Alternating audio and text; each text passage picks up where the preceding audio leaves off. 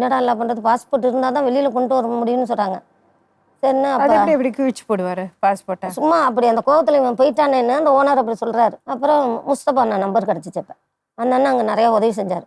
இந்த பையன் இறந்ததுக்கு உடம்பு முடியாததுக்கெலாம் வந்து பார்த்துட்டு உதவி செஞ்சார்.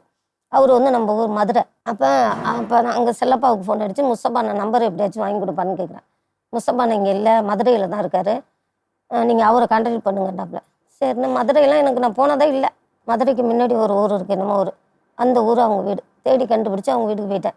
போய் அழுவுற, அண்ணன் எனக்காண்டி அவனை நீங்கள் மன்னிச்சிடுறீங்களோ இல்லையோ தெரியலன்னா எனக்காண்டி என் பிள்ளைய எனக்கு காப்பாற்றி கொடுங்க. பாஸ்போர்ட்டு எங்கன்னு இருக்குன்னு என்கிட்ட தாம்மா இருக்குது. அவங்க மேனேஜர்கிட்ட தான் வச்சுருப்பாங்க நான் பாஸ்போர்ட்லாம். என்னோடய பீரோவில் இருக்குது. என்னோடய அனுமதி இல்லாமல் யாரும் திறக்க மாட்டாங்க. நான் அங்கே போனால் தான் பாஸ்போர்ட் எடுத்து கொடுக்க முடியும். இப்போ என் பொண்டாட்டிக்கு உடம்புல ஆப்ரேஷன் பண்ணுறதுக்காண்டி வந்திருக்கேன், நான் போய் உங்களுக்கு எடுத்து கொடுக்குறேன்னார்.